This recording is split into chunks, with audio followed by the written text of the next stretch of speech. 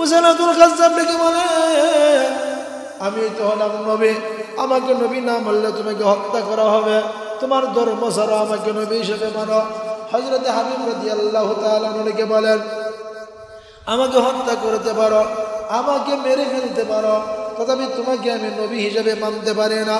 হযরত হাবিব রাদিয়াল্লাহু তাআলা আনহুর হাত কাটা হলো, ডান হাত কেটে দিলেন, আমাকে নবী মানো। বাম হাত কেটে দিলেন, আমাকে নবী মানো। ডান পা কেটে দিলেন, বাম পা কেটে দিলেন। একেবারে জবান দিয়ে বলতেছেন, না না না, তুমি নবী হতে পারো না, তুমি কাজ্জাব, তুমি তো নবী না, তুমি মিথ্যাবাদী। আমার আল্লাহ একজন, আর আমার নবী হলো মুহাম্মদুর রাসূলুল্লাহ সাল্লাল্লাহু আলাইহি ওয়াসাল্লাম। হযরত হাবিব রাদিয়াল্লাহু তাআলা আনহু বলেন, মুসাইলামুল কাজ্জাবের কাছে যখন কালিমার দাওয়াত নিয়ে গেলাম, উনি তো কালিমা গ্রহণ করেন নাই, বরঞ্চ আমাকে অফার দিতেছে, এ হাবিব, তুমি যদি ইসলাম ছেড়ে দাও, তুমি যদি নামাজ ছেড়ে দাও, কালিমা ছেড়ে দাও, রসুল ছেড়ে দাও, তাহলে তোমাকে পুরস্কার দেওয়া হবে। হাবিব রাদিয়াল্লাহু তাআলা আনহুকে বলেন, কোশ্চিন কালেও সম্ভব না, আমার ঈমান আমল তুমি কোনো লোভনীয় অফার দিয়া ক্রয় করতে পারবে না। এমন সময় হাবিব ডেকে বলে, তুমি কালেমা পড়ে নাও। মুসাইলামুল কাজ্জাব ডেকে বলে, তোর সাহসটা কম নয়। এই বলে হাবিব রাদিয়াল্লাহু তাআলা ডান হাত কেটে দিলেন, আমার ভাইরা বাম হাত কেটে দিলেন। বললেন, আল্লাহকে ছেড়ে দাও, নবীকে ছেড়ে দাও, আমাকে নবী মানো। না না না, মানতে পারে না। ডান পা কেটে দিলেন, বাম পা কেটে দিলেন, একেবারে মাংসের টুকরা হয়ে গেল। আমার ভাইরা হযরত হাবিব রাদিয়াল্লাহু তাআলা আনহুকে টুকরা টুকরা করে ফেলেছে, তথাপি হাবিব রাদিয়াল্লাহু তাআলা আনহু কালিমা ছাড়া নাই। এই সংবাদ যখন মার কাছে গেল, মা জননীকে বলে, আমার সন্তানকে জন্য আমি দুগ্ধ পান করাইছি। সুবহানাল্লাহ। বিসমিল্লাহির রহমানির রহিম। ইয়া আইয়ুহাল্লাযীনা আমানু ইসতাঈনু বিস-সাবরি ওয়াস-সালাহ,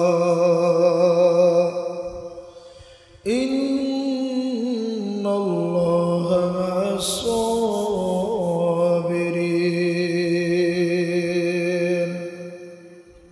وقال تعالى، يا أيها الذين آمنوا اصبروا وصابروا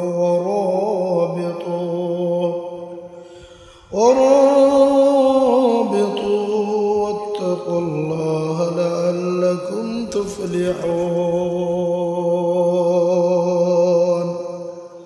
عن أبي هريرة رضي الله تعالى عنه قال قال رسول الله صلى الله عليه وسلم، ما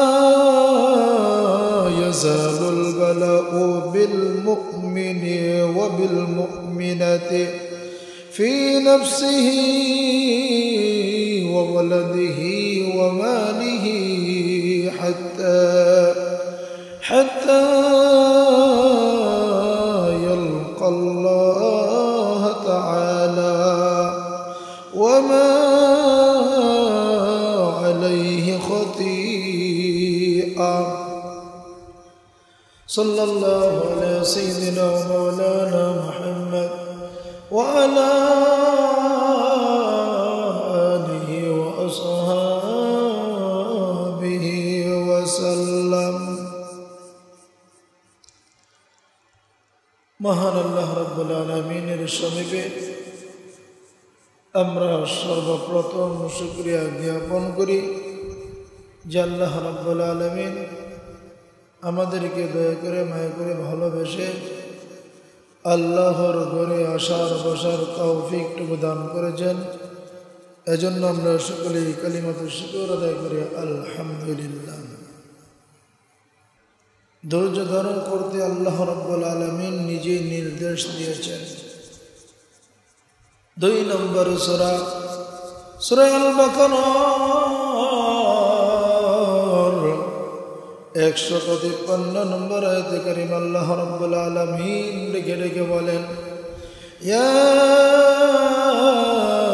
আইয়ুহাল্লাযীনা আমানুস্তাঈনু বিস-সাবরি ওয়াস-সালাহ ইন্নাল্লাহা মা'আস-সাবিরিন। আল্লাহ রাব্বুল আলামিন ডেকে বলেন, ইয়া আইয়ুহাল্লাযীনা আমানু, হে ঈমানদাররা, ইস্তাঈনু বিস-সাবরি ওয়াস-সালাহ, তোমরা ধৈর্য ধারণ করো নামাজের মাধ্যমে এবং সবর আদায় করো। ইন্নাল্লাহা মা'আস-সাবিরিন, ধৈর্যশীলদের সাথে মহান আল্লাহ রাব্বুল আলামিন স্বয়ং নিজে আছেন। নিশ্চয়ই আল্লাহ রাব্বুল আলামিন ধৈর্যশীল বান্দা বান্দীদের সাথে আছেন। আল্লাহ রাব্বুল আলামিন লিখে বলেন, তোমাদের ওপর যখন কোনো বিপদ আপদ আসবে, ওই বিপদ আপদে আমি আল্লাহকে স্মরণ করো, আমি আল্লাহকে তোমরা বিশ্বাস করিয়া ধৈর্য ধারণ করো, আমি আল্লাহ তোমাদের সাথে থাকব। আমার ভাইরা,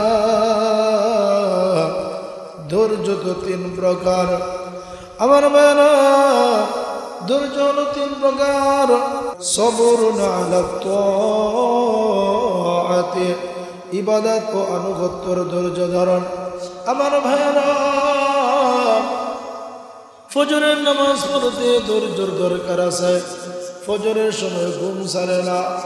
বর্তমান সমাজে নারী পুরুষ 10টা 11টা 12টায় পর্যন্ত ঘুমায়। আমার ভাইরা, সেই সময় সকালবেলা যখন মুয়াজ্জিন সাহেব আযান দেয়, আযান দেওয়ার সাথে সাথে সে আরামের ঘুম ছেড়ে দিয়া ঠান্ডা পানি দিয়া ওযু করিয়া এরপরে মসজিদের মধ্যে আসিয়া পুরুষেরা জামাতের সাথে নামাজ আদায় করে। আমার মা ও বোনেরা, তারা ঘরের ভিতরে থাকিয়া আরামের ঘুম হারাম করিয়া তারাও নামাজের মধ্যে দাঁড়ায়া যায়। এটা আমার ভাইরা ইবাদতের মধ্যে ধৈর্য ধারণ। নামাজ দেখা যায় কেউ যদি আদায় করে তাকে নামাজি বলে সম্বোধন করে, নামাজের করে নামাজি এরকম বলা বলি করে, ধৈর্য ধারণ করতে হবে। যুবকরা যদি নামাজ পড়ে, অন্য যুবকেরা ডেকে বলে, তোর বাবা নামাজ পড়ে না, তুই দি নামাজ পড়স। আমার ভাইয়েরা, এখানেও ধৈর্য ধারণ করতে হবে। আমার বন্ধুরা, একজনে মদ পান করে আরেকজন বন্ধু মদ পান করে না। মদ পান যে করে সে তাকে ডেকে বলে, একটু খাইয়া দেখোস না, কি পরিমাণ মজা। কিন্তু না না না, সে ধৈর্য ধারণ করে, সে মদ পান করে না। ইবাদত বন্দেগীর মধ্যে ধৈর্য ধারণ করার কথা আল্লাহ রাব্বুল আলামিন নিজেই বলেছেন। এটা যে জন্য বলা হয়েছে সবরুন আলা তাআতি, ইবাদত ও আনুগত্যের মধ্যে ধৈর্য ধারণ করতে হবে। 2 নম্বর হলো সবরুন আলাল মাসিয়াতি, সবরুন আলাল মাসিয়াতি। আমার ভাইরা, গুনাহ বা অবাধ্যতা থেকে ধৈর্য ধারণ করতে হবে, গুনাহ থেকে বাঁচতে হবে। গুনাহ করা এটা হলো মানুষের অভ্যাস। গুনাহ করার মতো ক্ষমতা আল্লাহ তার ভিতরে দিয়েছে। এমত অবস্থায় ধৈর্য ধারণ করতে হবে। আমার বন্ধুরা, আপনি যে বন্ধু বান্ধবের সাথে চলেন তারা সব সময় ফাহিশা কাজ করে। আমার ভাইয়েরা, জিনা ব্যভিচারী করে, বেটিবাজি করে, ওই সমস্ত গুনার কাজে না গিয়ে আপনি নিজেকে নিজে কন্ট্রোল করলেন, ধৈর্য ধারণ করে বসে রইলেন, আপনি গুনাহ করলেন না। বিবাহ হওয়ার আগ পর্যন্ত আপনি কোনো গুনাহ করলেন না, অনৈতিক কাজ করলেন না। এখানে ধৈর্য ধারণের কথা আছে না নাই? আমার বন্ধুরা, পয়গম্বর ইউসুফ আলাইহিস সালাম নিজেও বলেছেন, ওয়ামা উবাররিউ নাফসি ইন্নান নাফসা লাআম্মারাতু বিসসূ। পয়গম্বর ইউসুফ আলাইহিস সালাম ডেকে বলেন, জুলাইখা যখন তার বন্দিশালায় আমাকে বলছিল গুনার কাজ করার জন্য, আমারও মন আমারও দিল একেবারে পুত পবিত্র না, আমারও মন চেয়েছিল গুনাহ করতে, কিন্তু আমি গুনাহ করি না। আমি আল্লাহু আকবার বলে যখন চেষ্টা করলাম, সাথে সাথে সব দরজার তালাগুলো ভেঙে টুকরা টুকরা হয়ে যায়, আমিও গুনাহ থেকে বেঁচে গেলাম। সুবহানাল্লাহ। আমার ভাইরা, সমস্ত অন্যায় অনাচার পাপাচার থেকে ধৈর্য ধারণ করতে হবে। এই ধৈর্যকে বলা হয় সবরুন আলাল মাসিয়াতি। 3 নম্বর ধৈর্য হলো মুসিবতের সময় ধৈর্য ধারণ করতে হবে। আপনার একটা সন্তান হয়েছে, সন্তানটা আবার মারা গিয়েছে, ধৈর্য ধারণ করতে হবে। আপনার জমিনের মধ্যে ভালো ফসল এসেছিল, হঠাৎ করে জমিনের ফসল নষ্ট হয়ে গিয়েছে, কিংবা প্লাবনে আপনার জমিনটাকে ধ্বংস করে দিয়েছে, সেখানে আপনি ধৈর্য ধারণ করতে হবে। এবার আসি আমার ভাইরা, আল্লাহ রাব্বুল আলামিন 3 নম্বর সূরা সূরা আলে ইমরান 200 নম্বর আয়াতে কারিমে আল্লাহ রাব্বুল আলামিন বলেছেন, ইয়া আইয়ুহাল্লাযীনা আমানুসবিরু وصابروا ورابطوا واتقوا الله لعلكم تفلحون। আল্লাহ রাব্বুল আলামিন ডেকে বলেন, ইয়া আইয়ুহাল্লাযীনা আমানু, হে ঈমানদাররা, ইসবিরু ওয়াসাবিরু ওয়ারাবিতু, তোমরা ধৈর্য ধারণ করো। বাতিল পন্থীদের ব্যাপারে মোকাবেলা করার জন্য তোমরা একে অপরের ধৈর্য ধারণ করো, দৃঢ়ভাবে ধৈর্য ধারণ করো। যদি তোমরা একে অপরের সাথে দৃঢ়ভাবে ধৈর্য ধারণ করতে পারো এবং আল্লাহ রাব্বুল আলামিনকে ভয় করতে পারো, লাআল্লাকুম তুফলিহুন, আল্লাহ রাব্বুল আলামিন তোমাদেরকে সফল কাম করে দিবেন। আশা করা যায় তোমরা সফল কাজ তোমাদের হয়ে যাবে, সফলতা অর্জন করতে পারবে। আমার বন্ধুরা, আমরা যদি বিপদে আপদে সর্ব অবস্থায় ধৈর্য ধারণ করে, আল্লাহ রাব্বুল আলামিন আমাদেরকে ধৈর্য ধারণ করার কারণে সফলতা দান করবেন। সুবহানাল্লাহ। আমার মায়েরা, জামিয়া তিরমিজির হাদিস 2399 নম্বর হাদিস, হযরত আবু হুরায়রা রাদিয়াল্লাহু তাআলা আনহু থেকে বর্ণিত হাদিস। আন আবি হুরায়রা রাদিয়াল্লাহু তাআলা আনহু قال قال رسول الله صلى الله عليه وسلم ما يزال البلاء بالمؤمن وبالمؤمنة في نفسه وولده وماله حتى يلقى الله تعالى وما عليه خطيئة। হযরত আবু হুরায়রা রাদিয়াল্লাহু তাআলা আনহু বলেন, রাসূলুল্লাহ সাল্লাল্লাহু আলাইহি ওয়াসাল্লাম বলেছেন, মা ইয়াজালুল বালাউ বিল মুমিনি ওয়া বিল মুমিনাতি, আল্লাহ রাব্বুল আলামিন মুমিন পুরুষ এবং মুমিন মহিলাদেরকে পরীক্ষা করেন বিভিন্ন ধরনের বিপদ আপদ দিয়া, সময়ে সময়ে বিপদ আপদ দিয়া পরীক্ষা করে থাকেন। ফি নাফসিহি, কখনো সময় তার নিজের উপর আল্লাহ রাব্বুল আলামিন বিপদ আপদ সৃষ্টি করে দেন। আমার ভাইরা, কোন সময় তার উপর জ্বর হয়ে যায়, সর্দি হয়ে যায়, হয় কিনা জেনে বলেন? হয়ে যায়। আমার বন্ধুরা, সর্দি হয়, জ্বর হয়, কাশি হয়, পেটের ব্যথা থাকে, এরকম ভাবে বিপদ আপদ আসতে থাকে, আরো বড় বড় রোগ হয়। আল্লাহ বলেন, আমি পরীক্ষা করে ওয়ালাদিহি, কখনো সময় সন্তানদের উপর বিপদ দিয়া পরীক্ষা করে, কোনো সময় সন্তান দেই, কোনো সময় দেই না, কোনো সময় সন্তান আবার নিয়ে নেই। আমার ভাইরা, আল্লাহ রাব্বুল আলামিন লিখে বলেন, কোনো সময় মেয়ে সন্তান বেশি দেই, কাউকে ছেলে সন্তান দেই, কাউকে মেয়ে দেয় না, আবার কাউকে মেয়েও দেই, ছেলেও দেয়, আবার কাউকে কোনোটাই দেই না। এমত অবস্থায় সবর ধৈর্য ধারণ করতে হবে। কখনো সময় তার মালের উপর ধৈর্য ধারণ করতে হবে। মালের উপর বিপদ আপদ আমি আল্লাহ দেই, ফসল দেই, সেই ফসলগুলো আমি আল্লাহ আবার নিয়ে নেই।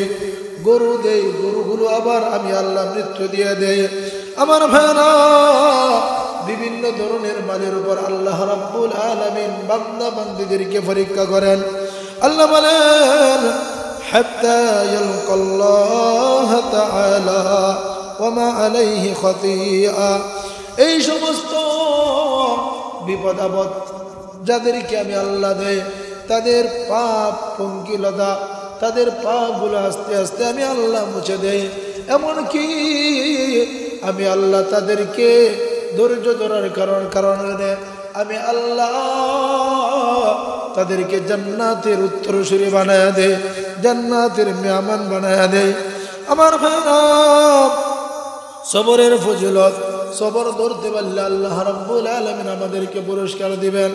আমার ভাইরা, 23 নম্বর সূরা, সূরা আল মুমিনুন, আমার ভাইরা 111 নম্বর আয়াতে আল্লাহ রাব্বুল আলামিন বলেন, ইন্নী জাযাইতুমুহুল ইয়াওমা বিমা সাবারু আন্নাহুম হুমুল ফাইজুন। ইন্নী জাযাইতুমুহুমুল ইয়াওমা বিমা সাবারু। আল্লাহ বলেন, যারা ধৈর্য ধারণ করতে পারে তাদেরকে আমি আল্লাহ রাব্বুল আলামিন হাসরের ময়দানে পুরস্কার দিব। আন্নাহুম হুমুল ফাইজুন, এবং তারা হবে সফল কাম। আমি আল্লাহ তাদেরকে জান্নাত দিব। সুবহানাল্লাহ। আমার ভাইরা, বিপদ আপদে ধৈর্য ধারণ করতে হবে। আমার ভাইরা, 2 নম্বর সূরা, সূরা বাকারার 155 থেকে 155 এবং 56 নম্বর আয়াতে কারিমা আল্লাহ রাব্বুল আলামিন বলেন, وَلَنَبْلُوَنَّكُمْ بِشَيْءٍ مِّنَ الْخَوْفِ وَالْجُوعِ وَنَقْصٍ مِّنَ الْأَمْوَالِ وَالْأَنفُسِ وَالثَّمَرَاتِ وَبَشِّرِ الصَّابِرِينَ। আল্লাহ রাব্বুল আলামিন লিখে বলেন, আমি আমার বান্দা বান্দীদেরকে পরীক্ষা করব।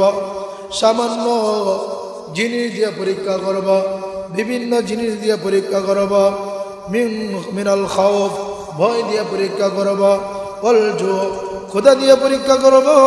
ওয়া নাকসিম মিনাল আমওয়াল ওয়াল আনফুসি ওয়াস সামারাত, তাদের সম্পদ দিয়ে পরীক্ষা করব, সম্পদ দিয়ে পরীক্ষা করব, ধন সম্পদ দিয়ে পরীক্ষা করব, ফল ফ্রুটের মাধ্যমে পরীক্ষা করব।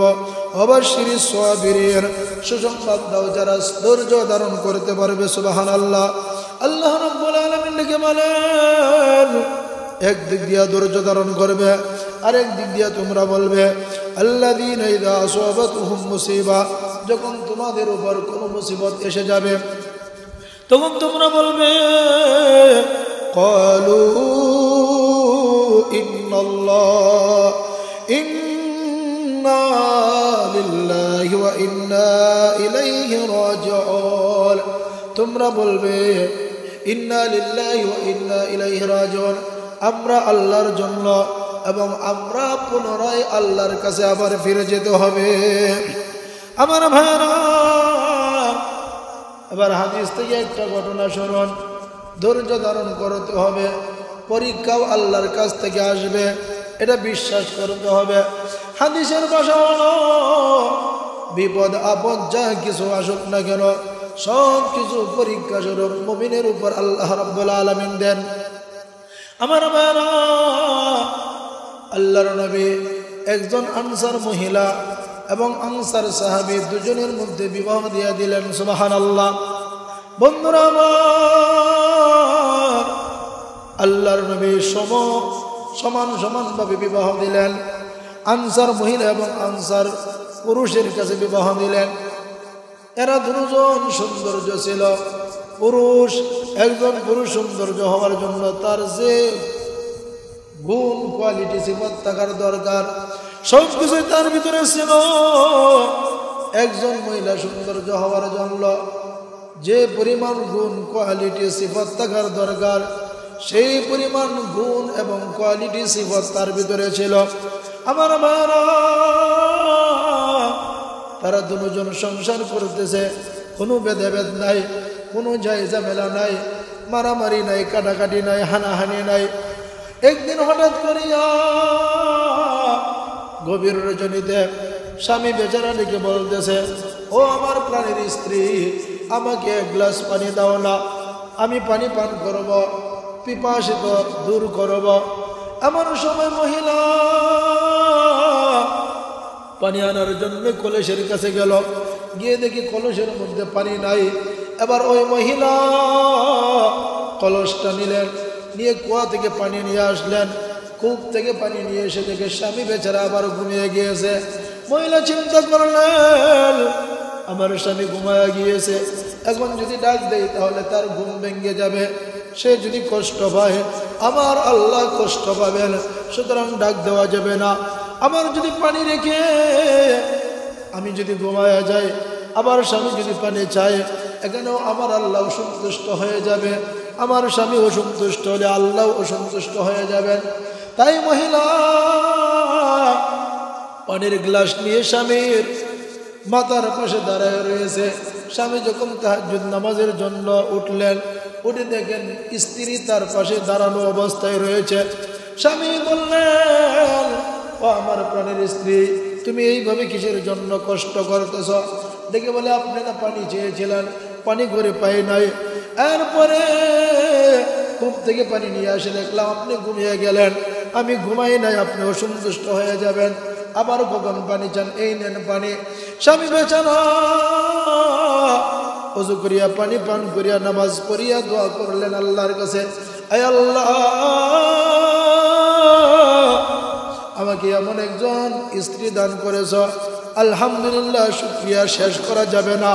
আমার ভাইরা, স্বামী খুশি হইয়া আবার ডেকে বলতেছে, ও প্রাণের স্ত্রী, এই মুহূর্তে আমি তোমার উপর সন্তুষ্ট আছি, সব সময় সন্তুষ্ট, তবে এখন বেশি সন্তুষ্ট।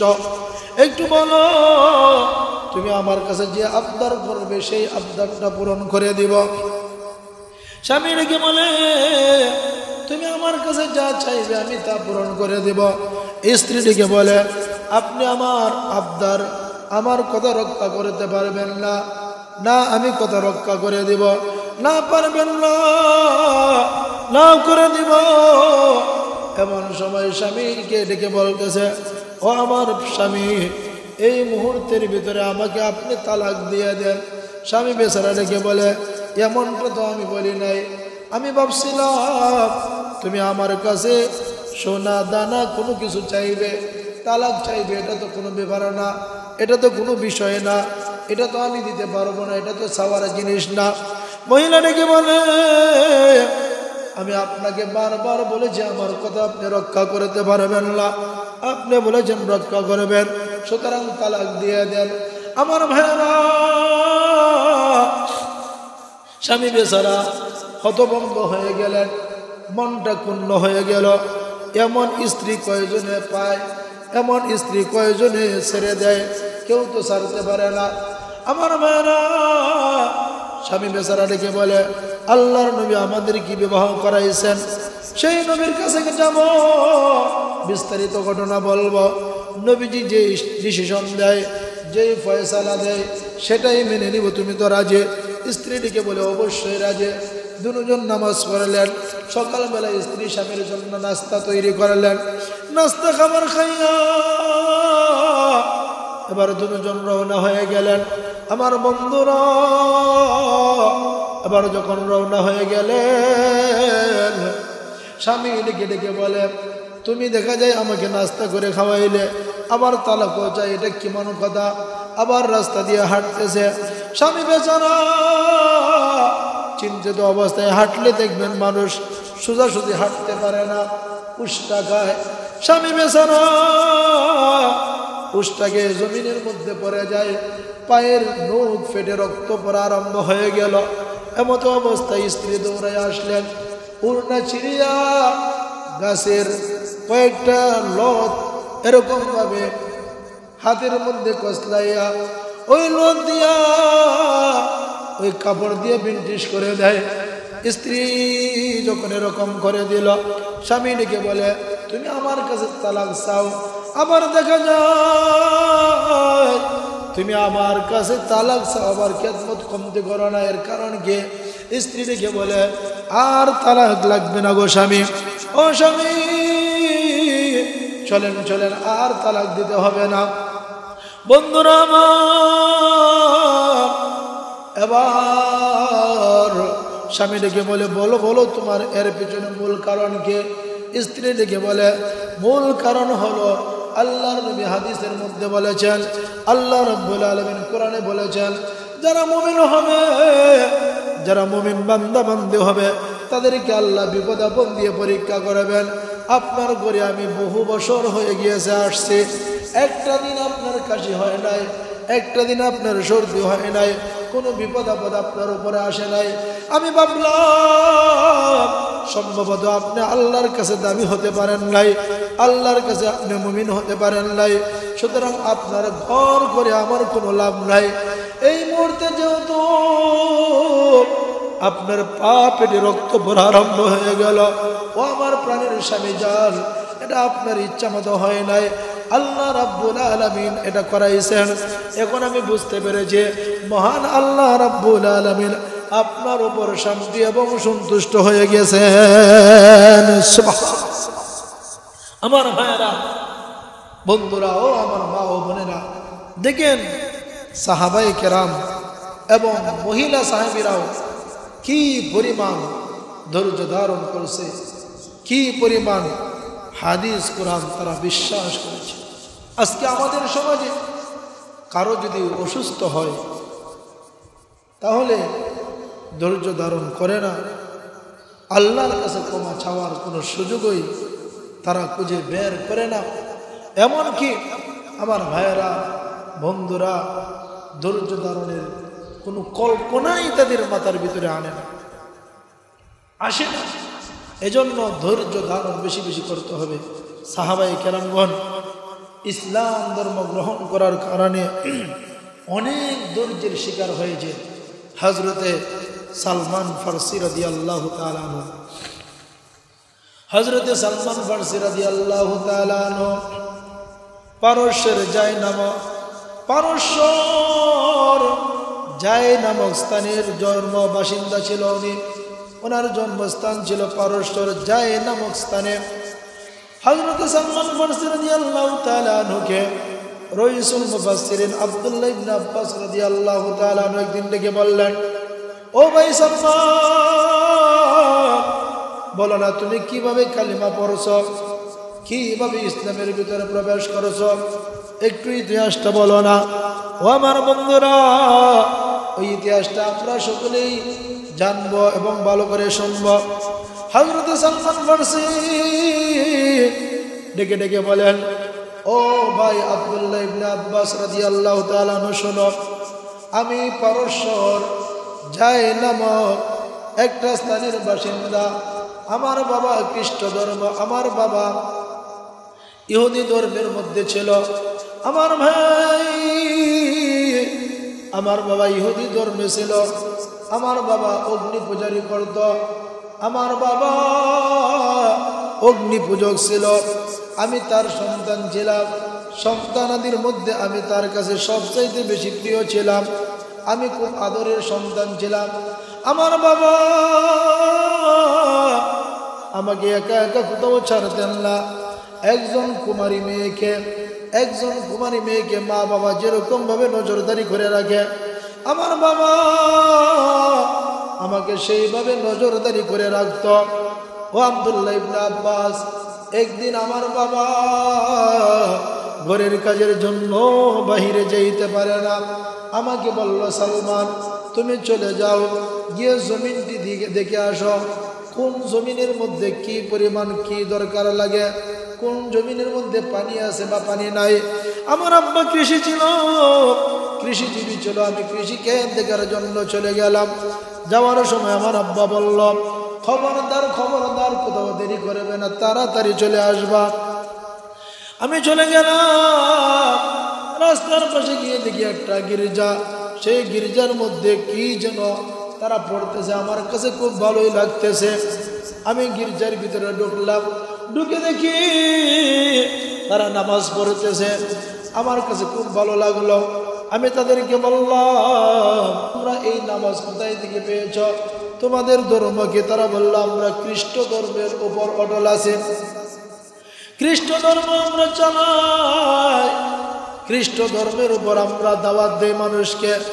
এমন সময় সালমান ফার্সিকে বলে, তোমাদের ধর্মটা আমার কাছে অত্যন্ত ভালো লাগছে।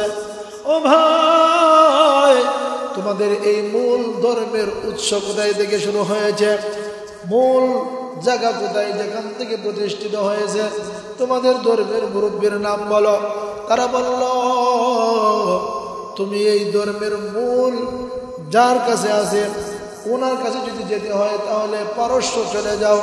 আমার ভাইরা, সালমান ফার্সি রাদিয়াল্লাহু তাআলা আনহু জমিন দেখার পর রাত্র হয়ে গেল, ওই জায়গায় বেশি সময় নষ্ট করে ফেলেছে, দেরি করে ফেলেছে।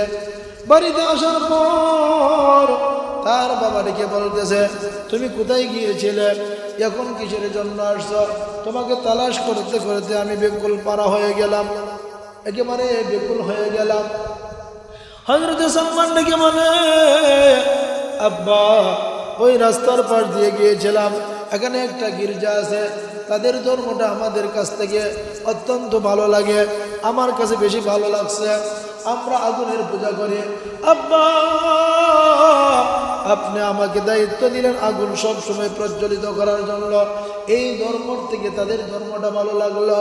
এমন সময় এই কথা বলতে দেরি হয়েছে, বাবা হইয়া সন্তানের পায়ের মধ্যে শিকল বেঁধে দিল আর বলল, খবরদার খবরদার, একটা কদমও তুমি বাড়াতে পারবে না। ঘরের ভিতরে বন্দি করে রাখলো।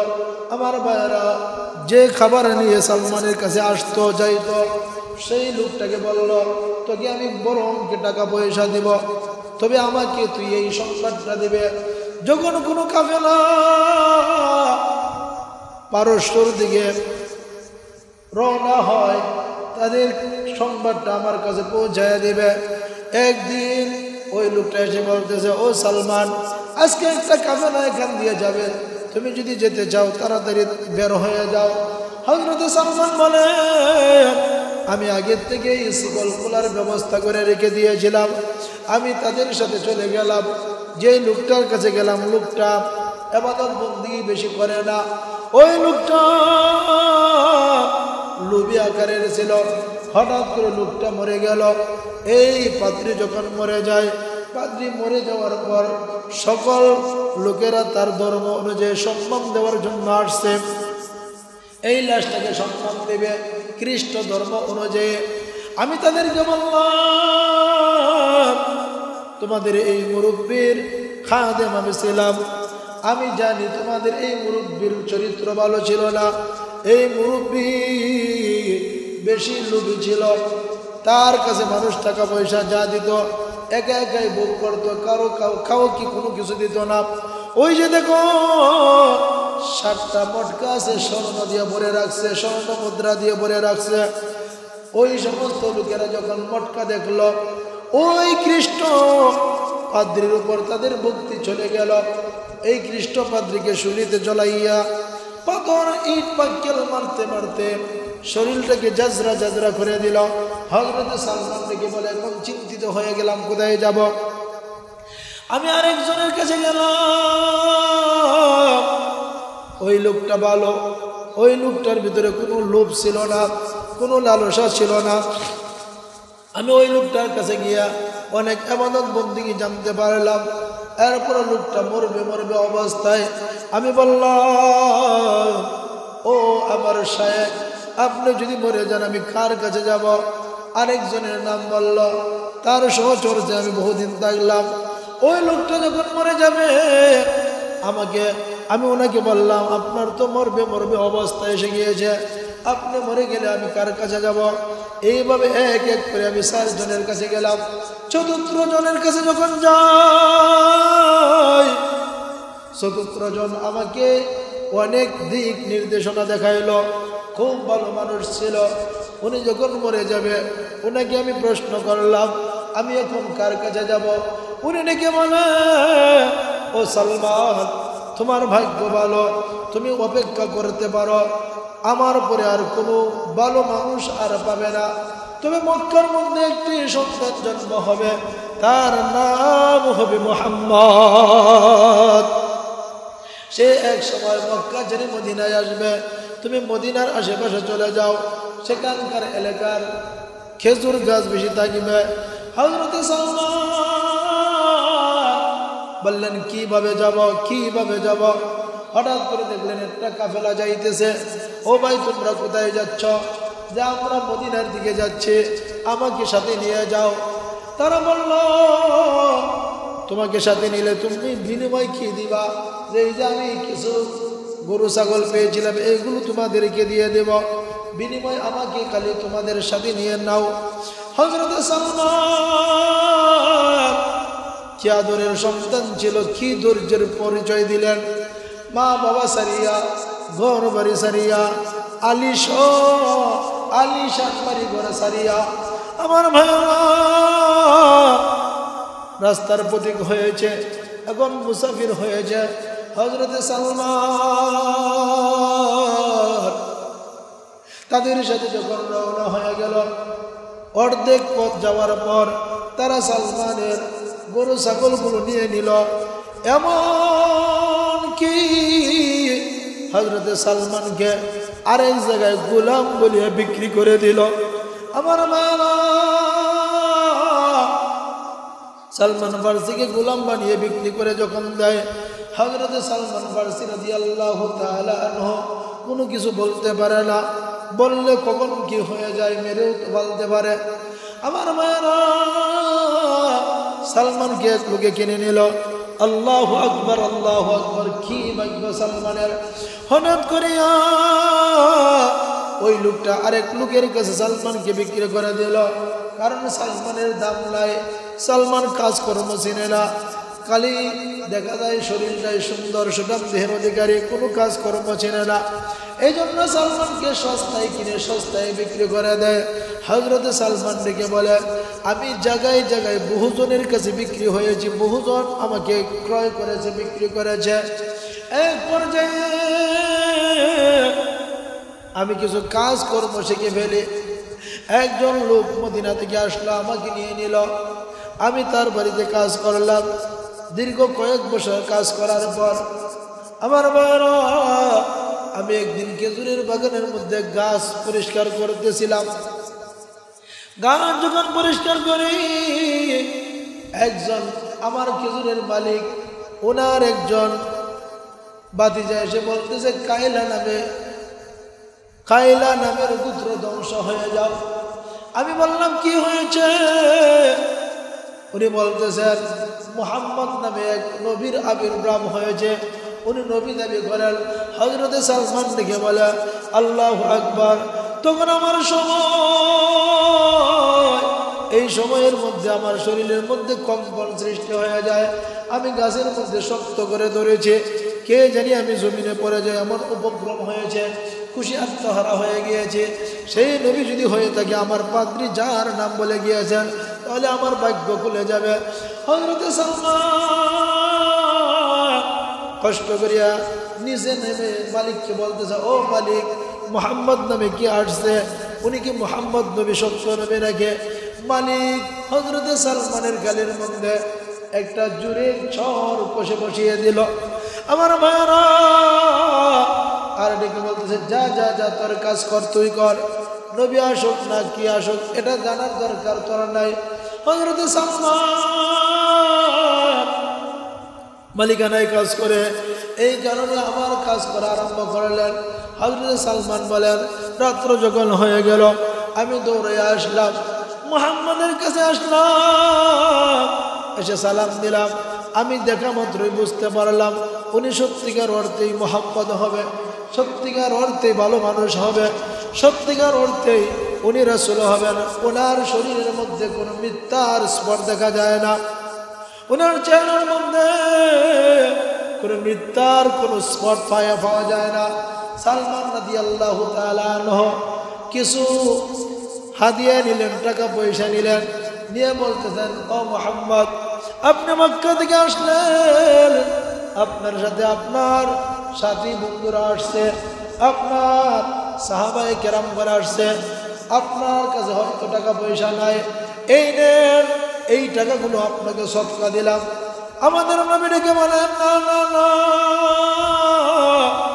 আমি সদকার মাল গ্রহণ করতে পারি না, তুমি তোমার সদকার মাল আমার সাহাবায়ে কেরামদেরকে দিয়ে যাও।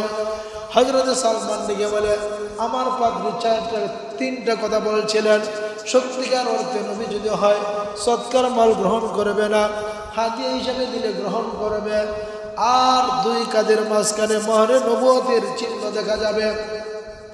হযরত সালমান ডেকে বলে, আমি তখন বুঝতে পারলাম উনি হবে শেষ নবী, কারণ উনি সদকার মাল গ্রহণ করেন নাই।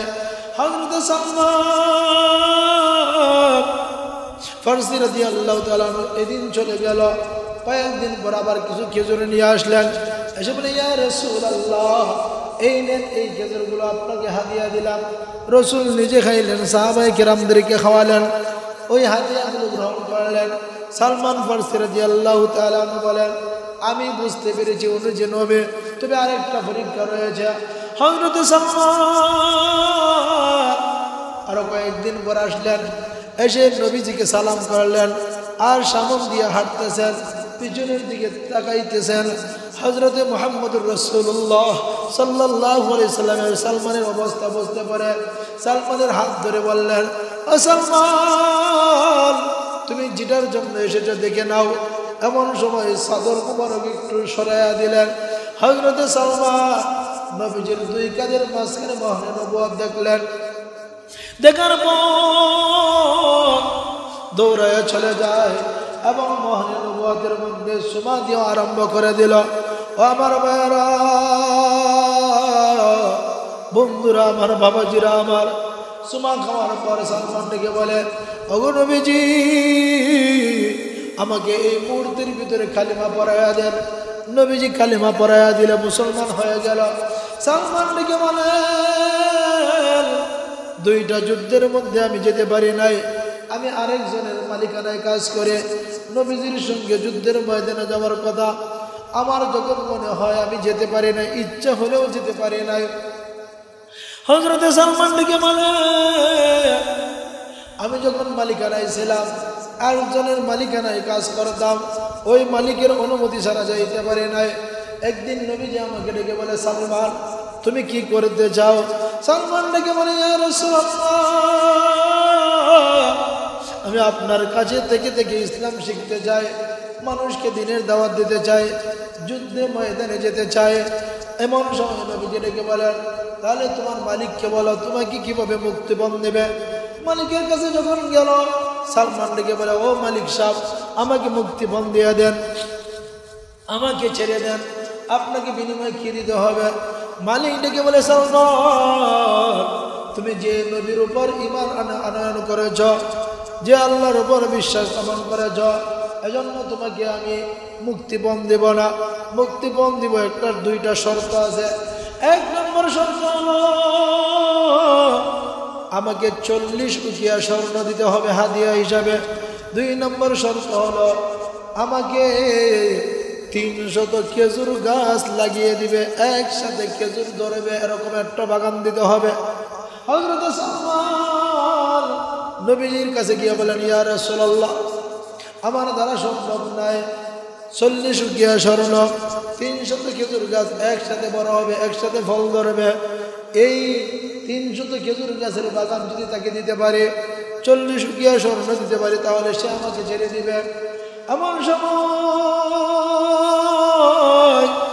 আমার ভাইরা সালমান ফারসিকে নবীজি ডেকে বলে, ও সালমান, চিন্তা করিও না, ও সালমান, তুমি চিন্তা করিও না, যে আল্লাহর উপর ঈমান আনয়ন করেছ, যে নবীর উপর ঈমান আনয়ন করেছ, আমি নবী হইয়া দোয়া করব, আল্লাহ রাব্বুল আলামিন তোমাকে মুক্তিপণের ব্যবস্থা করে দিবেন।